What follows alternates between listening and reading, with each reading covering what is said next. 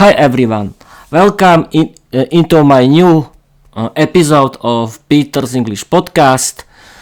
I haven't done anything for 1 week because I couldn't.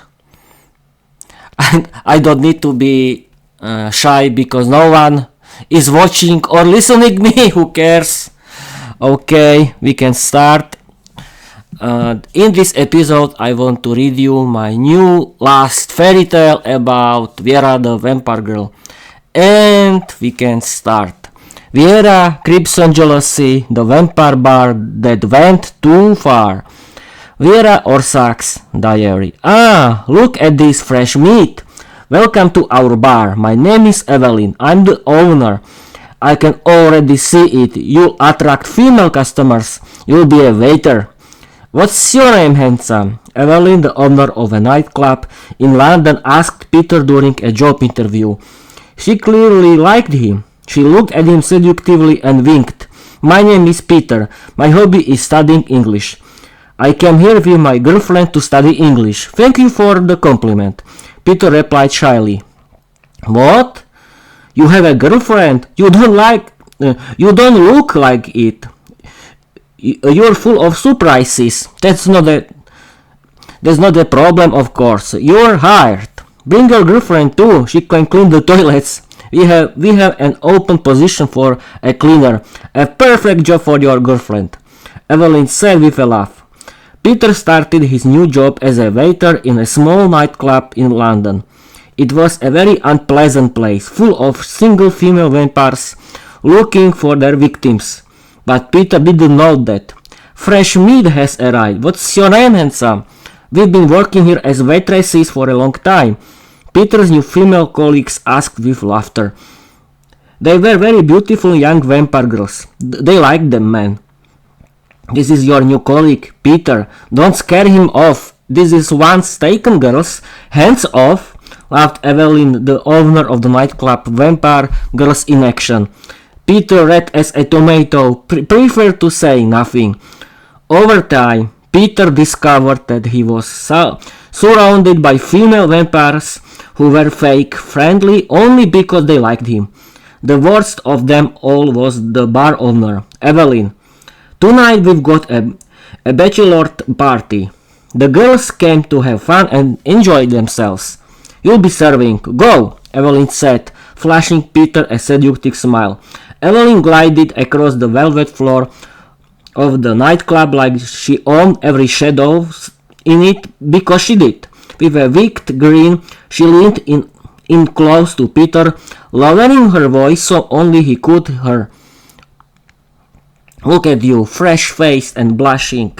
She poured brushing a speck of imaginary dust from his shoulder with a smile that could melt silver.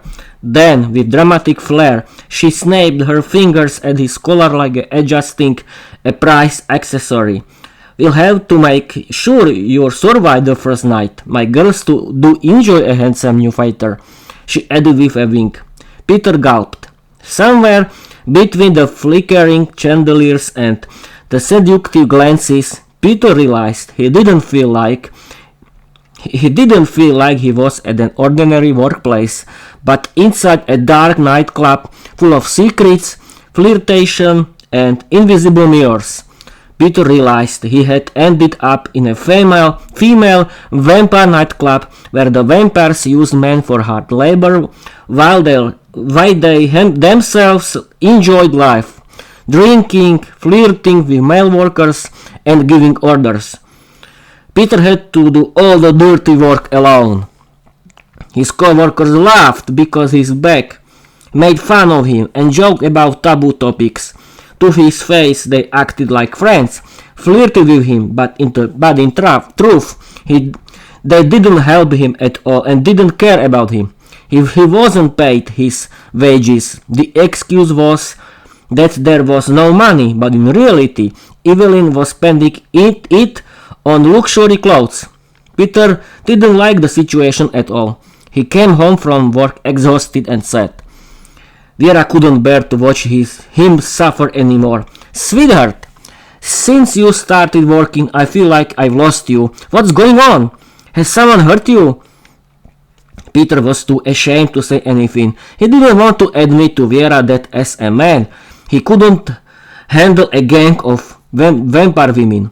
But Viera found out everything on her own. She got a job at the club in discuss, I don't know people, as an ugly cleaning lady.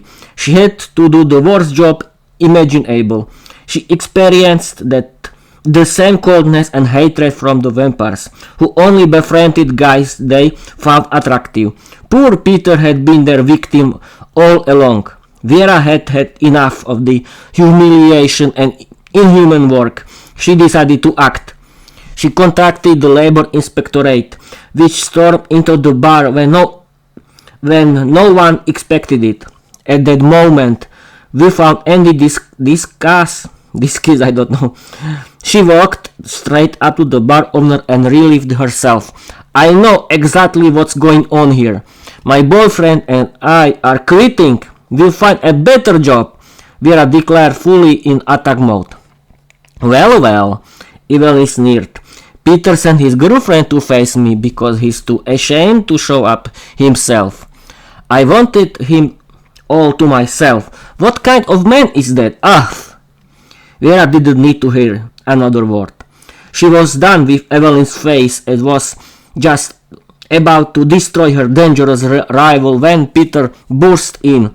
Viera, don't let her provoke you. I love only you, he said, and gave Viera a passionate French kiss.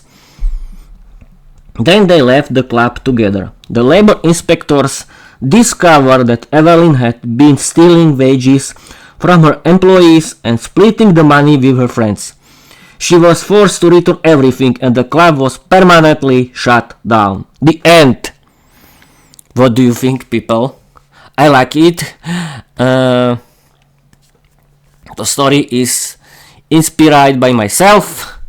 You can write me, follow me and write me your opinion, but please be polite.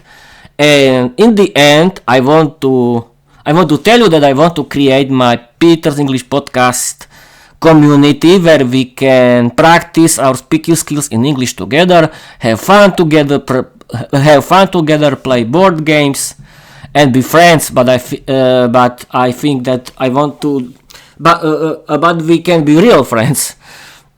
What else? It's the end of the episode. We will wait until 8 minutes because I want to streaming for 8 minutes and we can end this. Thank you for watching. Thank you for listening and bye bye.